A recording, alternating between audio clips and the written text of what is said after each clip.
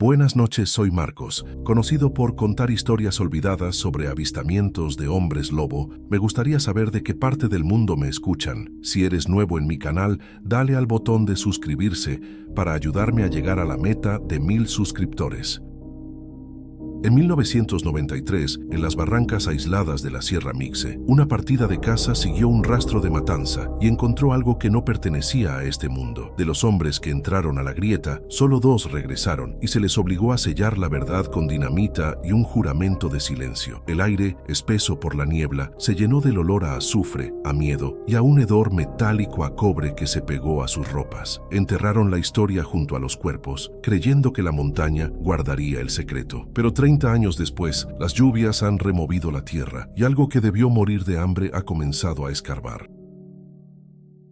Javier tiene 48 años, pero sus hombros cargan el peso de un siglo. Vive solo, en la misma casa de adobe en las afueras de San Bartolo de la Niebla donde nació. Sus movimientos son lentos, medidos, como si ahorrara energía para una carrera que nunca llega. Sus ojos, sin embargo, están vivos, 2 brasas oscuras que escanean constantemente la línea de los árboles donde la milpa de su padre termina y el bosque comienza. La gente del pueblo lo saluda por respeto, pero ya nadie le habla. Mucho. Lo ven como un hombre quebrado por el tiempo, uno de los últimos testigos de la tragedia de la cueva, el eufemismo que inventaron los abuelos para enterrar el horror de 1993. Él no está quebrado, está esperando. Sabe que la tierra removida por la dinamita no aguanta para siempre. La niebla es la verdadera dueña de San Bartolo. Baja de la Sierra Mixe puntual, a las 4 de la tarde, incluso en temporada de secas. Es una entidad húmeda, un sudario gris que huele a pino viejo, a tierra mojada y a algo más. Un dejo metálico como de cobre que solo Javier parece reconocer. La neblina lo aísla todo, ahoga los sonidos del ganado, el motor de la única camioneta del pueblo y los rezos en la iglesia. Para Javier, este silencio no es paz, es una lona tensa. Es el mismo silencio que precedió al primer chillido de relámpago. 30 años, y el eco de ese aullido cortado sigue vibrando en el aire espeso, esperando el momento de repetirse. Su rutina es un blindaje contra la memoria. Se levanta antes del sol, revisa los cerrojos, afila el machete aunque no vaya a usarlo. Camina su terreno, pero nunca se acerca a las barrancas del este, donde la cueva colapsada yace como una cicatriz. Se concentra en lo físico, rajar leña, parchar el techo de lámina, desgranar el maíz con una precisión mecánica. Sus manos están callosas, agrietadas. Es un esfuerzo consciente por mantenerse anclado al presente, por negar el pasado. Pero el cuerpo recuerda. A veces, mientras parte un tronco, el olor de la savia fresca lo transporta, y por un segundo vuelve a oler la sangre tibia que empapó la ropa de su padre aquella tarde. Javier ya no tiene perros, no puede. La lealtad de un animal es algo demasiado puro para el mundo que él conoce. Cuando ve a los perros callejeros del pueblo, desvía la mirada. El recuerdo de sombra y relámpago no es de cariño, es una culpa afilada. Eran perros de caza, mestizos, pero feroces y absolutamente leales a él. Un muchacho de 16 años. Él los llevó a esa cacería. Él escuchó cómo la oscuridad los devoraba. El sonido de los huesos de relámpago tronando bajo una fuerza imposible es la métrica de sus pesadillas. Los hombres que entraron después sabían que algo andaba mal porque los perros, sus fieles centinelas, habían sido silenciados tan abrupta, tan fácilmente. San Bartolo es un pueblo que eligió olvidar. Los pocos que quedan de esa generación, como doña Elodia, la tendera, bajan la mirada cuando Javier entra por provisiones. El pacto de 1993 fue absoluto. Fue un ataque de puma. Fue un accidente con la dinamita. El tercer hombre, Efrén, se perdió en la sierra. Mentiras, mentiras necesarias para que las madres dejaran dormir a sus hijos, para que los hombres volvieran a trabajar la milpa. Javier, entonces un adolescente, fue forzado a ese juramento por su propio padre. Ahora, esos hombres están muertos. Don Fausto, el otro sobreviviente, se colgó de una viga 6 meses después. Solo queda Javier, el custodio de la verdad. La tensión no viene de un ruido, sino de la ausencia de ellos. Los coyotes, que antes aullaban cerca del pueblo, han guardado silencio en las últimas semanas. Las aves callan mucho antes del atardecer. Javier nota estos cambios. Son pequeños desajustes en el orden natural, vibraciones incorrectas en el aire. Y luego está el olor, ese olor a cobre y a matadero que la niebla a veces arrastra desde las barrancas. Su padre lo describió una sola vez, en un delirio febril antes de morir por la infección en su brazo. El hedor del ermitaño, el olor de la enfermedad que vivía en las cuevas. Javier lo ha olido 3 veces veces esta semana. Nadie recuerda ya al ermitaño. Era un hombre sin nombre que llegó a la sierra años antes de la tragedia. Vivía en las barrancas, lejos de todos. La gente decía que estaba loco, que comía animales crudos. Los niños le temían, pero los adultos lo ignoraban. Tras la explosión de la cueva, nadie volvió a verlo. La comunidad asumió que la misma dinamita que selló la entrada lo había matado a él también. Pero Javier sabe la verdad, que su padre y don Fausto susurraron esa noche. No era un ermitaño, era una abominación. Lo que encontraron allá adentro no era un hombre enfermo, era la enfermedad misma, una parodia grotesca de la vida, alta y cubierta de pelo enmarañado. El aislamiento de Javier es autoimpuesto, es una cuarentena. No se aleja de San Bartolo no porque no pueda, sino porque se siente como un centinela en un puesto abandonado. Su vida se redujo a vigilar una tumba sellada. Los 30 años de silencio relativo han sido una tregua frágil. Mientras el resto del mundo avanzaba, San Bartolo se quedó congelado en 1993, protegido por la dinamita y el olvido colectivo. Pero Javier siente el cambio en la presión del aire, siente la tierra vibrar bajo sus botas. La erosión y las lluvias recientes están haciendo lo que él temía. La montaña está empezando a moverse, a reabrir sus viejas heridas. En su escritorio de madera, junto a una veladora casi consumida, Javier guarda una caja de hojalata. Dentro no hay dinero ni recuerdos familiares. Hay un solo diente, largo como un pulgar, de un color amarillo enfermizo, y un mechón de pelo grueso, tieso, casi como alambre, que huele vagamente a amoníaco y cobre. Son los restos que su padre sacó de su propio brazo desgarrado antes de que lo cosieran. La única prueba física de que lo ocurrido fue real. Javier abre la caja a veces, en las noches más densas de niebla, solo para tocar el diente. Es un recordatorio de que no está loco, es un ancla a la realidad del horror. La vida en San Bartolo continúa con su monotonía húmeda. Los jóvenes que quedan escuchan música en sus celulares cuando logran agarrar señal en el cerro. No saben nada. Para ellos la cueva es solo una historia de viejos. Javier los observa desde su porche, fumando un cigarro barato. Siente una lástima profunda por ellos, por su ignorancia. Él es el único que sabe que la paz de la aldea no es real, es solo un interludio. La criatura, la maldición o lo que fuera, no fue destruida, solo fue contenida, y ahora algo allá afuera, en el bosque cubierto de niebla, ha comenzado a escarbar. El silencio está a punto de romperse. El gatillo fue sutil, casi imperceptible para cualquiera excepto para él. Un pequeño artículo en un periódico regional de Oaxaca que doña Elodia usó para envolver sus compras. Turista extraviado en la Sierra Mixe. El artículo mencionaba una zona de acampada cerca de las barrancas de San Bartolo, un lugar que nadie usaba. Mencionaba que la tienda del turista había sido encontrada, pero no desgarrada por un animal, sino aplastada, como si algo inmensamente pesado se hubiera sentado sobre ella. El equipo estaba esparcido, pero no robado. Javier leyó las líneas con una quietud mortal. El periódico olía a tinta barata y a las especias de la tienda, pero para Javier las palabras olían a tierra removida y a miedo viejo. La noticia del turista desaparecido coincide con los deslaves. Las lluvias de septiembre fueron brutales, peores que las de 1993. Cerros enteros se movieron. Javier, aunque evita la zona este, conoce la topografía. Sabe que la barranca donde sellaron la cueva es inestable. Una mañana, mientras revisaba sus límites, notó que el arroyo que baja de esa dirección corría turbio, con un lodo rojizo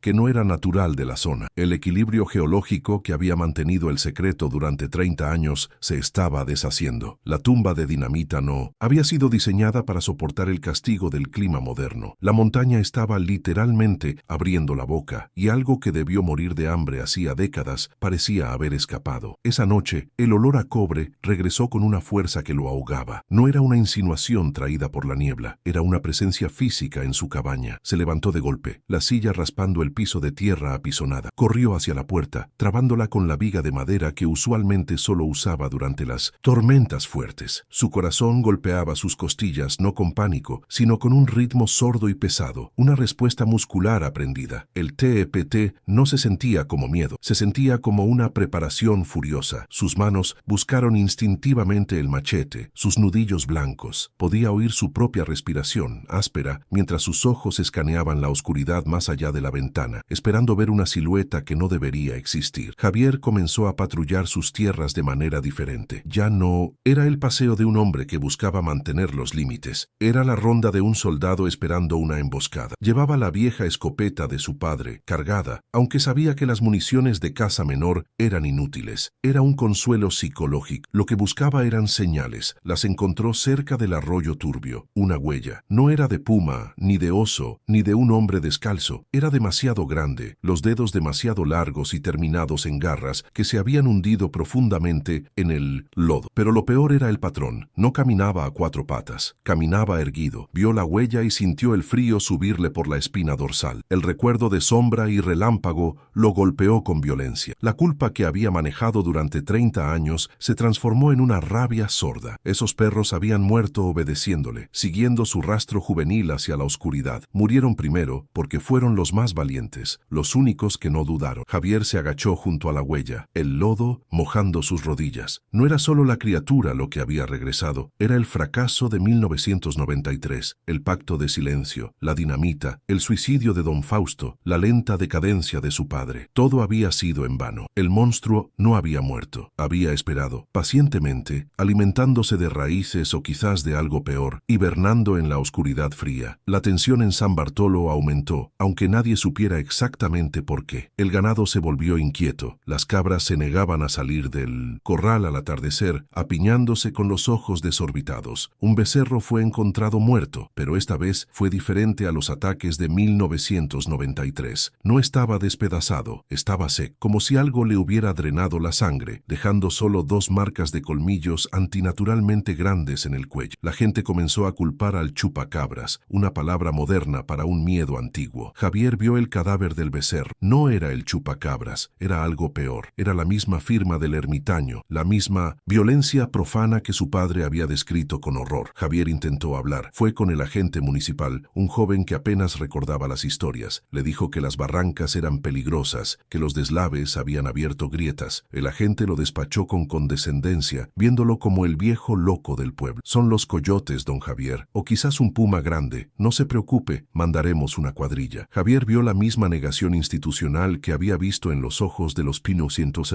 hombres de 1993. La burocracia, la necesidad de mantener la calma, la incapacidad de aceptar que el mundo natural tenía dientes que no aparecían en los libros de biología. Se fue de la oficina municipal sabiendo que estaba solo. El aislamiento de Javier se intensificó. Ya no era solo psicológico, era táctico. Empezó a reforzar su cabaña. Clavó tablas sobre las ventanas más pequeñas, dejando solo rendijas para mirar hacia afuera. Revisó las bisagras de su puerta. La gente del pueblo notó sus preparativos. Empezaron a susurrar que don Javier finalmente se había vuelto loco, que la soledad y el recuerdo de la tragedia de su padre lo habían quebrado. No entendían que él no estaba tratando de mantener algo afuera, sino que se estaba preparando para cuando tuviera que salir. Estaba construyendo no una fortaleza, sino una base de operaciones, un último bastión de cordura en un mundo que había olvidado cómo temer. El miedo de Javier era frío y metódico. No era el pánico de un adolescente escondido fuera de una cueva. Era la resignación de un hombre que ve un huracán inevitable en el horizonte. Sabía lo que venía. Sabía que la criatura, después de 30 años de hambre, no se conformaría con cabras. El turista desaparecido era solo el aperitivo. La criatura recordaría el pueblo, recordaría el sabor de la carne humana, recordaría al hombre que le había volado la entrada de su guarida con dinamita. Javier se dio cuenta, con un escalofrío, de que la criatura quizás no solo estaba cazando por hambre, quizás después de 3 décadas también estaba cazando por venganza. Los sonidos por la noche cambiaron. Ya no era el silencio tenso de las semanas anteriores. Ahora había movimiento. Crujidos pesados en la maleza, más allá del alcance de la luz de su linterna. Un gruñido bajo, gutural, que hacía vibrar el suelo, muy diferente al aullido de un lobo. Era un sonido de pecho, un sonido de poder contenido. Javier pasaba las noches sentado en su silla, con la escopeta cruzada sobre las piernas, escuchando. Escuchaba el mundo reordenarse alrededor de un nuevo depredador alfa. Escuchaba el terror de los animales pequeños, el silencio absoluto de las aves nocturnas. La niebla ya no solo olía a cobre, olía a espera. Una noche vio algo. No fue claro, gracias a la niebla. Fue una silueta. Estaba en el borde de su milpa, donde el maíz se encontraba con el bosque. Era enorme, mucho más alto que un hombre, pero encorvado, con brazos que colgaban casi hasta las rodillas. Se quedó quieto, observando la cabaña. No se movió durante casi un un minuto, una estatua de pesadilla contra el gris de la neblina. Javier levantó la escopeta, pero sus manos temblaban, no de miedo, sino de la confirmación absoluta. Era real, estaba allí. El ermitaño, el licántropo, la cosa de la cueva, había regresado. La silueta giró lentamente la cabeza, como si pudiera verlo a través de las paredes, y luego se disolvió en el bosque. La desaparición de los perros del pueblo fue lo siguiente. San Bartolo tenía una docena de perros callejeros, ruidosos pero inofensivos. En el transcurso de 3 días desaparecieron, uno por uno, sin ladridos, sin peleas, sin rastros de sangre. Simplemente se esfumaron. La gente culpó a la perrera municipal de la ciudad vecina, pero Javier sabía la verdad. La criatura estaba eliminando a los centinelas primero, estaba repitiendo el patrón de 1993, estaba cegando al pueblo antes de atacar. El silencio de los perros fue, para Javier, la señal de guerra definitiva. Era el eco exacto de la muerte de Relámpago y Sombra, magnificado a la escala de toda la aldea. Javier sacó la caja de hojalata. El diente amarillento brillaba bajo la luz de la veladora. Lo tomó en su mano. Ya no era una reliquia de un trauma pasado, era una munición. Era la prueba que el agente municipal había ignorado. Era la justificación para lo que tenía que hacer. El pacto de silencio de su padre había sido un error. Había sido un acto de cobardía disfrazado de protección. El silencio no había salvado a don Fausto de la soga ni a su padre de la infección. Solo había comprado 30 años de una paz falsa. Ahora la deuda había vencido y él era el único que quedaba para pagar. Los síntomas del TPT de Javier se agudizaron. Los flashbacks ya no eran destellos, eran inmersiones completas. Mientras caminaba, de repente sentía el olor de la dinamita, el olor acre del azufre y la tierra quemada. Escuchaba el grito ahogado de Efrén, el tercer hombre que nunca salió de la cueva. Veía la cara de su padre, pálida, cubierta de sudor y sangre, con los ojos llenos de un horror que trascendía el dolor físico de su brazo desgarrado. Estas no eran memorias, eran advertencias. El pasado no estaba muerto, ni siquiera había pasado. Estaba allí, caminando en el presente, dejando huellas en el lodo. El conflicto interno de Javier era una tormenta. Una parte de él, el adolescente de 16 años, quería correr, quería tomar la única camioneta del pueblo y largarse a Oaxaca, a la Ciudad de México, a cualquier lugar donde hubiera concreto y luz eléctrica. Pero el hombre de 48 años, el hombre formado por 30 años de vigilia silenciosa, no podía moverse. San Bartolo era su puesto. La culpa por Relámpago y Sombra no era solo por sus perros, era por su propia inocencia perdida. Si huía ahora, esa inocencia habría sido sacrificada por nada. Tenía que quedarse. Tenía que enfrentar lo que su padre y los otros solo habían logrado enterrar. El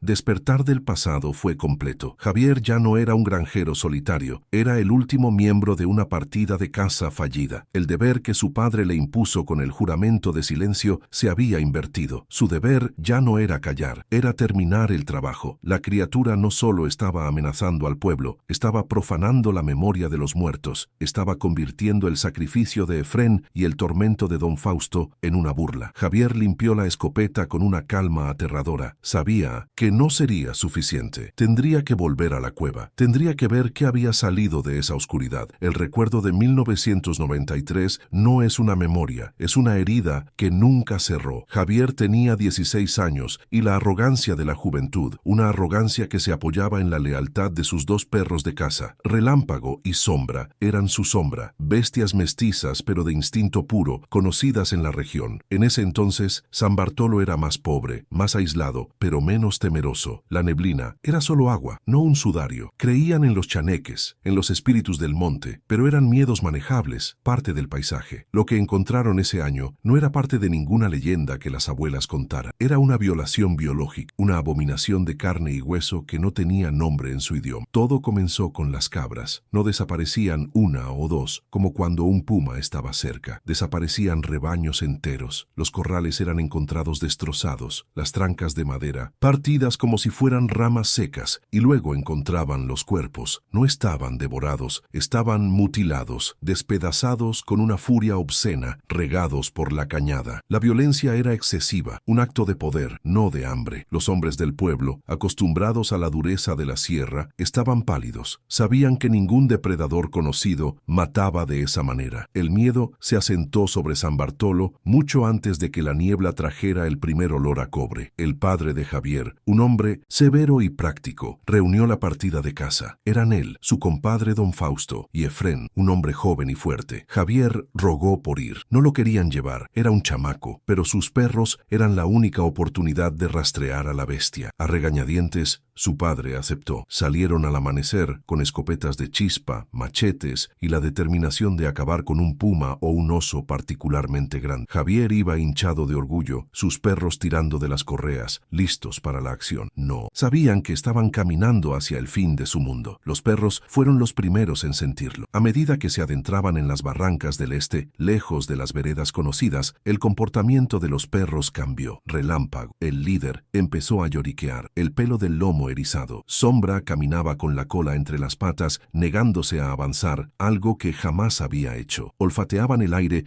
no con la excitación de la caza, sino con un terror visceral. El aire mismo se sentía mal. Se volvió frío, y el olor familiar a pino y tierra húmeda fue reemplazado por un hedor metálico y rancio. El olor a sangre vieja, a pelo mojado y a las jaulas de un zoológico abandonado. Un olor a enfermedad. Los perros los llevaron a un deslave reciente. La tierra había descubierto la boca de una cueva que nadie recordaba. Era una grieta oscura en la ladera, un agujero que parecía exhalar frío. Los perros se detuvieron en seco, ladrando y gruñendo a la oscuridad. Sus ladridos eran frenéticos, una mezcla de desafío y pánico absoluto. Querían atacar y huir al mismo tiempo. Javier nunca los había visto así. El padre de Javier levantó la mano, pidiendo silencio. De la cueva no venía ningún sonido, solo el hedor, ahora abrumador, a matadero. Los perros, en un arranque de instinto y lealtad, se soltaron de las manos de Javier y se lanzaron a la oscuridad. El silencio que siguió fue el momento en que la juventud de Javier se rompió. Los ladridos frenéticos se cortaron de golpe. No hubo pelea, solo se escuchó un chillido agudo y corto, el de relámpago seguido por el sonido inequívoco de huesos grandes siendo triturados, un golpe húmedo, y luego nada. El silencio total regresó, pero ahora era un silencio pesado, satisfecho. Javier gritó sus nombres. Don Fausto se persignó susurrando, «Dios nos ampare». El padre de Javier, con el rostro ceniciento, empujó a su hijo detrás de una roca. «Quédate aquí, cabrón, no te muevas por nada». Javier se quedó paralizado, escuchando el eco del último aullido de su perro. Los tres hombres encendieron sus linternas de baterías gastadas. Las luces débiles apenas penetraban la oscuridad. Entraron en la cueva. Javier, desobedeciendo, se arrastró hasta la entrada, temblando, incapaz de abandonar a su padre. Lo que escuchó en los siguientes 7 minutos definió su vida. Gritos, no de la bestia, sino de los hombres. El grito de Efrén, ahogado, «¡No, por favor, no!». El sonido de un disparo de escopeta, ensordecedor en el espacio, cerrado, seguido de un rugido gutural que no era de oso ni de león. Era un rugido bajo, inteligente, lleno de rabia. Y luego, el sonido de carne siendo rasgada, de tela gruesa partiéndose. Javier vio a don Fausto salir primero, arrastrándose de espaldas, sin su escopeta, los ojos desorbitados por el terror puro. Estaba cubierto de una baba oscura y fétida. Se quedó en la entrada de la cueva, temblando y repitiendo una y otra vez, «Los perros lo sabían, los perros lo sabían». Luego salió su padre, arrastrando su brazo izquierdo que colgaba en un ángulo imposible, la manga de la chamarra desgarrada desde el hombro hasta la muñeca, revelando el hueso blanco entre la carne destrozada. En su mano derecha aún sostenía la escopeta. Detrás de él, algo se movió en la oscuridad. El padre de Javier gritó, «¡La dinamita! ¡Trae la dinamita!». La usaban para despejar rocas en la milpa. Javier corrió por la mochila. Mientras preparaban la carga, Javier vio por una fracción de segundo lo que había adentro. No era un nahual. Los nahuales eran brujos, eran hombres. Esto era algo más. Era demasiado alto para caber erguido en la cueva. Por eso se movía encorvado. Sus miembros eran largos, desproporcionados, cubiertos de un pelaje negro y enmarañado, pegado al cuerpo con sangre y lodo. Vio un ojo, amarillo y brillante en la oscuridad. Un ojo lleno de una inteligencia primitiva y un odio profundo. Olía a cobre. Efrén nunca salió. Los gritos se habían detenido, mientras el padre de Javier aseguraba la mecha con una sola mano. Temblando de dolor y urgencia, la criatura volvió a rugir. El padre de Javier gritó, «¡Corre!», y ambos se lanzaron detrás de las rocas junto a don Fausto. La explosión fue ensordecedora. La ladera tembló. Rocas y tierra llovieron sobre ellos. La entrada de la cueva colapsó, sellando la grieta bajo toneladas de piedra. El silencio que siguió fue más pesado que la la niebla. El olor a azufre de la dinamita se mezcló con el hedor a cobre. Habían enterrado a Efrén vivo, o peor, lo habían enterrado muerto junto a esa cosa. El regreso a San Bartolo fue una procesión de fantasmas. Javier, en shock, caminaba sin sentir las piedras bajo sus pies. Don Fausto, catatónico, tuvo que ser guiado. El padre de Javier, sangrando profusamente, se apoyaba en su hijo, susurrando maldiciones y rezos. Nadie habló del ermitaño. Nadie se atrevió a decir lo que habían visto. Cuando llegaron al pueblo, la mentira nació de inmediato. Fue un puma gigante. Atacó a Efrén. Hubo un accidente con la dinamita mientras intentaban despejar la cueva donde se escondía. Efrén quedó sepultado. El brazo del padre de Javier fue una herida de la explosión, no de garras. El pacto de silencio fue sellado esa noche por los hombres más viejos del pueblo. Se hizo para proteger a las mujeres y a los niños. Se hizo para mantener el orden. Hay cosas, dijo el agente municipal de entonces, que es mejor dejar enterradas. Lo que pasó en la barranca, ahí se queda. A Javier, con 16 años, y los ojos vacíos por la pérdida de sus perros y su inocencia, se le ordenó callar. El horror que sintió no era solo por la criatura, sino por la facilidad con que los hombres borraban la verdad. Vio el miedo en los ojos de su padre, un miedo que nunca lo abandonaría. El silencio institucional, el acuerdo de la aldea, pudrió todo desde adentro. Don Fausto, incapaz de vivir con lo que vio, o quizás temiendo que la criatura no estuviera muerta, se colgó de la viga de su granero 6 meses después. Nunca volvió a pronunciar una palabra coherente después de salir de la cueva. Su suicidio fue atribuido a la tristeza por la pérdida de Efrén, otra mentira apilada sobre la tumba de roca. Javier aprendió ese día que el silencio no protege a nadie, solo pospone la cuenta. El horror no estaba solo en la criatura, sino en el secreto que la alimentaba. El padre de Javier nunca recuperó el uso de su brazo. La herida se infectó. Los médicos de la ciudad no entendían la naturaleza del daño. Los tendones no estaban cortados, estaban arrancados. La carne se pudrió lentamente. Murió años después, no tanto por la gangrena, sino por el terror que se había instalado en su sangre. En sus delirios febriles no llamaba a su esposa ni a Javier, susurraba sobre el ermitaño, sobre la enfermedad de la cueva y sobre el olor a cobre. Le hizo a Javier renovar el juramento de silencio en su lecho de muerte. Javier guardó el secreto, guardó la culpa por sus perros, guardó la imagen de ese ojo amarillo en la oscuridad. Se convirtió en el guardián de una tumba, el único testigo vivo de que lo que sellaron no era un simple animal, era una parodia grotesca de la vida, un licántropo, una antigua plaga que había encontrado refugio en el aislamiento de la Sierra Mixe, y supo, con una certeza que le helaba los huesos, que la dinamita solo había comprado tiempo. La montaña no olvida, y la piedra con el tiempo cede. ¿Te está gustando esta historia? Deja un like y suscríbete al canal. Ahora, continuamos con el vídeo. Los detalles sensoriales de ese día se grabaron en su cerebro. El tacto del pelaje húmedo de relámpago antes de que se lanzara a la oscuridad. El sonido del casquillo de la escopeta golpeando la piedra después del disparo inútil. El sabor a pólvora y miedo en su propia saliva. El olor de la sangre de su padre, dulce y metálico, mientras lo ayudaba a caminar de regreso. Estos no eran recuerdos, eran cicatrices en su alma. Eran la razón por la que, 30 años después, el olor a cobre en la niebla lo despertaba de un salto, con el machete en la mano. El horror original no fue solo el ataque, fue la revelación de la impotencia humana. Las escopetas, los machetes, la dinamita, eran herramientas de hombres contra un mundo que entendían, pero esa cosa no pertenecía a su mundo. Se movía con una velocidad antinatural. Su fuerza era grotesca. La forma en que despedazó a los perros no fue de un depredador, fue la de un ser que odiaba la vida. Javier entendió que no, habían cazado a un monstruo, habían tropezado con un mal antiguo, uno que la modernidad había olvidado pero que la sierra aún albergaba. Ahora, 30 años después, con la noticia del turista y la huella en el lodo, Javier sabe que el interludio ha terminado. El pacto de silencio no solo fue una mentira, fue un error estratégico fatal. Al enterrar la verdad, desarmaron a las generaciones futuras. Los jóvenes del pueblo no sabían cómo temer, no sabían qué vigilar. Javier, el último sobreviviente de la partida de caza, el dueño de los perros que murieron primero, tiene la responsabilidad de desenterrar la verdad, aunque hacerlo signifique desenterrar también al monstruo. El juramento a su padre estaba roto. La supervivencia era era más importante. La decisión no fue un acto de valentía, sino de pura resignación. Era un nudo en la garganta que se había formado durante 30 años y que finalmente tenía que soltarse. Javier pasó la mañana en el cobertizo de su padre. El metal de las herramientas estaba frío al tacto. Empacó metódicamente la vieja escopeta de un cañón, los pocos cartuchos de postas que quedaban, el machete afilado como una navaja y, lo más importante, los últimos cartuchos de dinamita que su padre había guardado, la mecha seca y quebradiza. Sabía que la escopeta era casi inútil, un gesto de desafío más que un arma. La dinamita, en cambio, era un argumento. Era la única palabra que la criatura parecía entender. Ponerse en marcha fue un recordatorio de su propia mortalidad. A los 48, su cuerpo era un mapa de trabajo duro. Las rodillas le tronaban con cada paso cuesta arriba y la humedad de la sierra se le metía en la espalda. Ya no era el muchacho de 16 años que corría por el monte siguiendo a sus perros. Era un hombre cansado, movido no por la aventura, sino por el deber de corregir un error generacional. El fantasma de su padre, cojeando y sangrando, parecía caminar a su lado, instándolo a seguir, a terminar lo que ellos habían empezado con tanta cobardía. El silencio que había mantenido lo había envejecido más que el tiempo. Salió antes del amanecer, usando la niebla matutina como camuflaje. Evitó los senderos principales, moviéndose entre los árboles con una destreza que sorprendió incluso a sí mismo. El cuerpo recordaba cómo ser un cazador, cómo moverse sin hacer ruido. No quería que nadie en San Bartolo lo viera. Los susurros sobre su locura se habían intensificado desde que empezó a reforzar su cabaña. Si lo veían caminar hacia las barrancas con dinamita, intentarían detenerlo, y él no tenía tiempo para explicarles a los ciegos el color del miedo. Estaba solo en esto, tal como lo estuvo don Fausto antes de la viga, tal como su padre antes de la fiebre. El terreno era casi irreconocible. Los deslaves de septiembre habían redibujado el paisaje. Donde antes había una vereda, ahora había un precipicio de lodo y rocas sueltas. El camino que había tomado 30 años le llevó ahora el doble de tiempo. Tuvo que escalar, aferrándose a raíces expuestas, sintiendo la tierra inestable bajo sus botas. El esfuerzo físico lo dejó sin aliento, sudando frío a pesar de la mañana fresca. La montaña misma parecía estar protegiendo su secreto, tratando de disuadirlo con cada obstáculo. Pero Javier siguió adelante, guiado por la memoria y por una certeza que le helaba la sangre. A medida que se acercaba a la zona cero, el mundo se callaba. Era un silencio antinatural. No había chicharras ni el llamado de las chachalacas. Incluso el viento parecía contener la respiración. Y entonces, el olor, más fuerte que nunca. Un hedor dominante a cobre oxidado, a pelo de animal mojado y a carne echada a perder. Era tan denso que casi podía saborearlo. Una náusea metálica en la parte posterior de su garganta. Este era el olor de la cueva, el aliento del ermitaño. Sabía que estaba cerca. El terror no era agudo, sino una presión sorda en el pecho, la anticipación de un dolor conocido. Encontró la primera prueba del turista. No era un cuerpo, sino un objeto, un pedazo de tela sintética, de un azul eléctrico brillante, desgarrado y atrapado en las espinas de un huizache. El color chillante era una ofensa en la paleta de verdes y grises de la sierra. Javier lo tocó. La tela estaba rígida, manchada con algo oscuro y seco. Cerca de allí encontró una botella de agua de plástico aplastada por una fuerza inmensa. La criatura había estado aquí. El turista había llegado demasiado cerca del nido. Javier sintió una punzada de lástima por el desconocido, otra víctima devorada por el secreto de San Bartolo. Siguió el rastro, que ahora era obvio para sus ojos entrenados. Ramas rotas, no por un deslizamiento, sino por algo grande que se abría paso. Y las huellas, las mismas huellas que había visto cerca del arroyo, pero aquí más claras, impresas en el lodo fresco. La criatura no se movía sin rumbo, tenía un territorio definido, estaba patrullando, protegiendo su hogar. Javier se dio cuenta de que él no era el cazador, era el intruso. Estaba entrando voluntariamente en la trampa del depredador, y la bestia sin duda ya sabía que él estaba allí. El silencio del bosque era el silencio de la espera. Escuchó voces humanas, débiles, pero acercándose. Eran 3 hombres. Javier reconoció a 2 de ellos, los hermanos Castillo, sobrinos del agente municipal. Jóvenes, ruidosos, cargando rifles calibre .22 que usaban para cazar conejos. Debían ser la cuadrilla de búsqueda que el agente había mencionado. Venían siguiendo el mismo rastro que él, pero sin ningún sigilo, hablando en voz alta, quejándose del terreno. Javier maldijo en voz baja. Eran corderos caminando hacia el matadero. Su estupidez era un peligro mortal, no solo para ellos, sino para él. El ruido atraería a la bestia. El dilema lo paralizó por un segundo. Si gritaba para advertirles, delataría su propia posición. intuición. La criatura sabría exactamente dónde estaba, y ellos, al verlo, probablemente pensarían que él era el peligro, el viejo loco. Si no hacía nada, serían masacrados, y sus muertes recaerían sobre su conciencia junto a la de sus perros. Optó por un término medio. Puso 2 dedos en su boca y soltó un silbido agudo, el llamado de advertencia que usan los vigías en el campo. Un sonido para decir peligro sin usar palabras. Los hermanos Castillo se detuvieron, miraron a su alrededor y luego se rieron, asumiendo que era un pájaro. Javier se apresuró, moviéndose en paralelo a ellos, tratando de adelantárseles. Tenía que encontrar la cueva primero. El paisaje lo confundió, pero entonces la vio. La explosión de 1993 había sellado la entrada principal, que seguía siendo un montículo de rocas gigantes. Pero el deslave reciente, a unos 20 metros a la derecha, había hecho algo peor. Había abierto una nueva fisura, una grieta vertical en la pared del cañón. Era una entrada más estrecha, pero perfectamente accesible, y de ella emanaba el hedor con la fuerza de un horno. El monstruo ya no estaba atrapado. Tenía una puerta trasera. Cerca de esta nueva grieta encontró el resto del campamento del turista, la mochila desgarrada, la casa de campaña aplastada y regados entre las rocas, los restos. Era una escena de carnicería absoluta. Vio una bota de senderismo, de marca cara, con el pie todavía adentro, cercenado limpiamente por el tobillo. El resto del cuerpo era irreconocible, una masa de carne y tela desgarrada que las moscas comenzaban a encontrar. La violencia era idéntica a la de las cabras en 1923, la misma furia desmedida. No había comido mucho, solo había matado. Javier sintió el ácido subirle por la garganta. Un grito desgarrador rompió el silencio. Venía de la cuadrilla de búsqueda. Habían encontrado los restos. Antes de que Javier pudiera moverse, el grito se convirtió en un borboteo ahogado. Luego el sonido de los rifles .22 disparando en pánico. Pop, pop, pop. Sonaban como juguetes, ridículamente débiles. A los disparos le siguió un rugido. El mismo rugido gutural que había vibrado en sus huesos de adolescente. Un sonido de furia pura que sacudió las hojas de los árboles. La masacre había comenzado. Javier corrió hacia el sonido, con la escopeta en alto. El déjà vu fue total. Era 1993 de nuevo, pero peor. Vio a uno de los hermanos Castillo ser levantado del suelo como un muñeco de trapo y arrojado con una fuerza brutal contra un tronco de ocote. El sonido del impacto fue sordo y húmedo. El hombre cayó en un montón roto. El segundo hombre estaba en el suelo tratando de arrastrarse hacia atrás, su rifle perdido. Javier vio a la criatura sobre él. Era peor de lo que recordaba. La niebla no podía ocultarla a esta distancia. Era obscenamente alta, de casi 3 metros, pero encorvada. Su piel era grisácea bajo el pelaje ralo y negro, y sus miembros se doblaban en ángulos equivocados, como los de una araña. La bestia se agachó sobre el segundo hombre. Javier vio al tercero, el más joven de la cuadrilla, escondido detrás de un grupo de rocas, paralizado por el terror, llorando en silencio. Sus ojos se encontraron con los de Javier. En ese muchacho, Javier se vio a sí mismo, al niño de 16 años que se escondió fuera de la cueva. La rabia reemplazó a su miedo. Levantó la escopeta y apuntó al bulto de músculos y pelo que destrozaba al segundo hombre.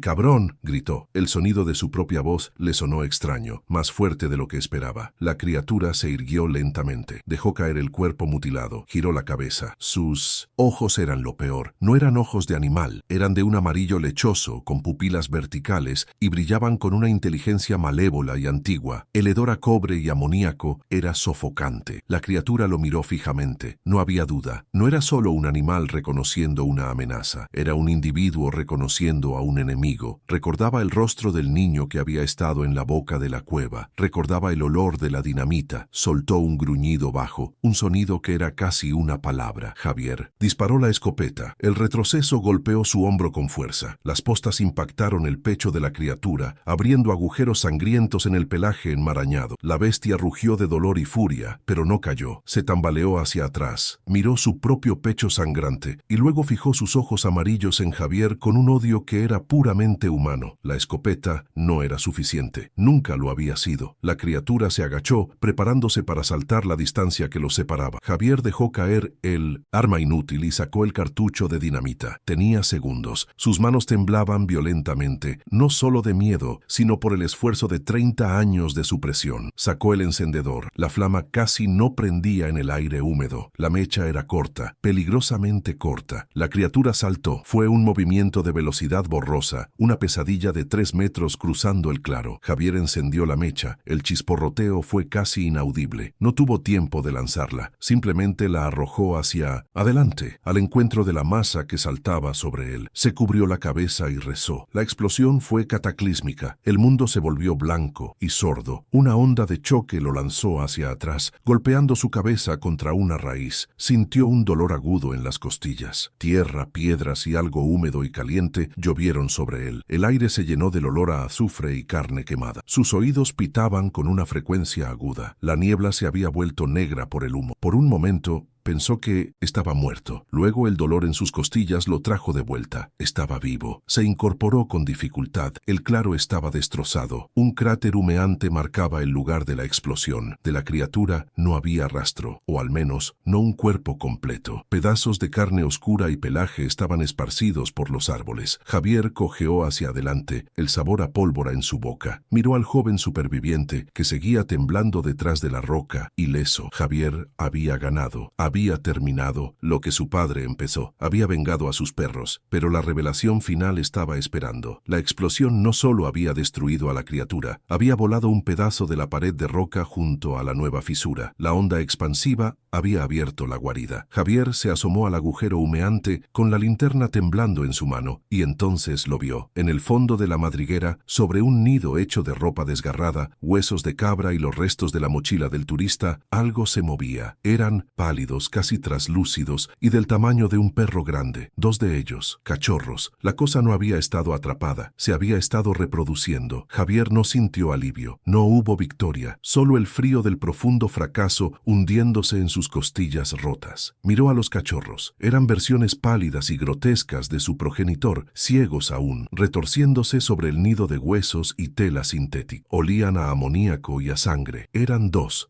plagas nuevas nacidas en la oscuridad, bajo el pueblo dormido. La explosión no había sido un final, había sido una interrupción. Javier entendió la verdad absoluta del horror. No se trataba de un solo monstruo, sino de una especie que había encontrado en el aislamiento de la sierra el lugar perfecto para perpetuarse. El silencio de 30 años no solo había escondido al ermitaño, lo había protegido. Sacó al joven superviviente de detrás de las rocas. El muchacho estaba en shock, incapaz de hablar, con la mirada fija en los restos de sus hermanos. Javier lo abofeteó no con rabia, sino con urgencia. Vete al pueblo y no digas nada de lo que viste. Di que fue un deslave, di que fue un oso. Miente. El joven asintió, las lágrimas corriendo por su rostro sucio de pólvora. Lo vio correr cuesta abajo, tropezando. Javier sabía que la mentira no duraría, pero necesitaba tiempo. Volvió a mirar la cueva. La dinamita se había acabado. La escopeta estaba vacía. Sus manos temblaban y el dolor en su costado lo hacía jadear. No podía matarlos. No así. Regresó a su cabaña cojeando, bajo el manto de la niebla que ya empezaba a descender, mezclándose con el humo de la explosión. Cada paso era una agonía. El viaje de regreso duró horas. Entró y cerró la puerta con la tranca, sabiendo que no serviría de nada. Se sentó en su silla de madera, el dolor irradiando desde sus costillas. Estaba cubierto de tierra, sangre seca y los restos atomizados de la criatura. El olor a cobre, ahora mezclado con el de la pólvora, estaba impregnado en su piel. No se limpió. Era su testimonio. Había fallado. Había matado a uno, pero había descubierto que la amenaza era exponencial. Su lucha ya no era física. No podía volver a la cueva con esa herida. Y aunque pudiera, ¿qué haría? ¿Matar a los cachorros solo para que la montaña revelara otra cueva, otro nido? El pacto de silencio de su padre había sido ingenuo. El intento de Javier de romperlo con violencia había sido estúpido. El monstruo no era un animal que pudiera cazarse. Era una verdad que no podía contenerse. Era una enfermedad en la tierra misma. La Sierra Mix no era su hogar, era su incubadora. Y San Bartolo, con su niebla y su aislamiento, era el velo perfecto. El silencio no era un enemigo, era el cómplice. Pasó la noche escribiendo, no una carta sino un informe. Sacó un viejo cuaderno de contabilidad de su padre y con mano temblorosa comenzó a detallarlo todo. Escribió sobre 1993, sobre relámpago y sombra, sobre el olor a cobre. Escribió sobre el brazo desgarrado de su padre y el suicidio de don Fausto. Describió la huella, el turista, la masacre de la cuadrilla de búsqueda. Y finalmente, escribió sobre los cachorros. Escribió como si fuera una confesión terminal, un intento desesperado de pasar la estafeta, de dejar un registro para quien viniera después. No era una historia de terror, era un manual de campo sobre un depredador biológico. Sabía que nadie en San Bartolo le creería. El joven superviviente mentiría por miedo, y el pueblo aceptaría la mentira por comodidad. La tragedia de los hermanos Castillo se sumaría a la tragedia de la cueva, otro tabú envuelto en niebla. Javier dejó el cuaderno abierto sobre la mesa, junto a la caja de hojalata que contenía el diente amarillento y el mechón de pelo. Eran las pruebas, la evidencia de que su confesión no era el delirio de un hombre roto, eran el legado. Su responsabilidad ya no era proteger al pueblo, sino advertir al mundo. El mundo que no sabía qué estaba creciendo en las montañas. Al amanecer, Javier escuchó los primeros movimientos en el pueblo. Seguramente el joven había llegado, balbuceando su historia de un deslave. Pronto vendrían a buscarlo a él, el único que faltaba de la sierra. Javier miró hacia la ventana. La niebla era espesa, el dolor en sus costillas era agudo, probablemente un pulmón perforado. Respiraba con dificultad. Se dio cuenta de que no volvería a subir a esa barranca. Su guerra había terminado, pero la de ellos, la del mundo exterior, apenas comenzaba. Los cachorros estarían creciendo rápido y tendrían hambre. El peso de su conocimiento era peor que la dinamita. Era una responsabilidad histórica. El mundo había avanzado, creyendo que los monstruos eran solo mitos, nahuales o cuentos de abuelas. Pero él había visto la carne y la sangre de la leyenda. Había visto que era una especie real, un depredador alfa que había sobrevivido oculto. Y ahora, gracias a los deslaves, gracias al cambio climático que removía la tierra, los viejos secretos estaban saliendo a la superficie. La naturaleza estaba devolviendo sus peores pesadillas. Javier tosió, sangre manchando sus labios. El olor a cobre ya no estaba afuera, estaba dentro de él. Este cuaderno es la última bala que le queda. Es el intento final de un hombre que vio cómo el silencio permitía que el horror echara raíces. Es un mapa para el próximo cazador, para el biólogo incauto o para el soldado que finalmente sea enviado a contener lo incontenible. Javier mira el diente sobre la mesa. Su única culpa al final no fue llevar a sus perros a la cueva, fue haber sobrevivido para recordar, fue haber guardado el secreto de su padre durante 30 años, dándole tiempo a la oscuridad para multiplicarse. El juramento estaba roto, pero demasiado tarde. La historia no es sobre un monstruo, es sobre la tumba que lo guardaba y que ahora está abierta. Es sobre una verdad que se pudrió en el silencio y que ahora amenaza con devorar la luz. Javier escucha pasos acercándose a su cabaña. Son los hombres del pueblo. Cierra los ojos, no por miedo, sino por un cansancio infinito. Ya no le importa si le creen o no. El cuaderno hablará por él. Su confesión está completa. El legado ha sido transferido y la advertencia final está escrita no con tinta, sino con la sangre seca en el diente. ¿Qué estarías dispuesto a callar para proteger al mundo? Deja un corazón si crees que hay verdades que merecen ser contadas. Javier escucha los golpes en su puerta, pero no se mueve. Sabe que lo que su padre enterró no morirá con él. Acaba de empezar a esparcirse. Su último pensamiento es claro, una certeza fría como la niebla. El bosque no olvida, y lo que ha despertado ahora sabe cómo cazar más allá del bosque.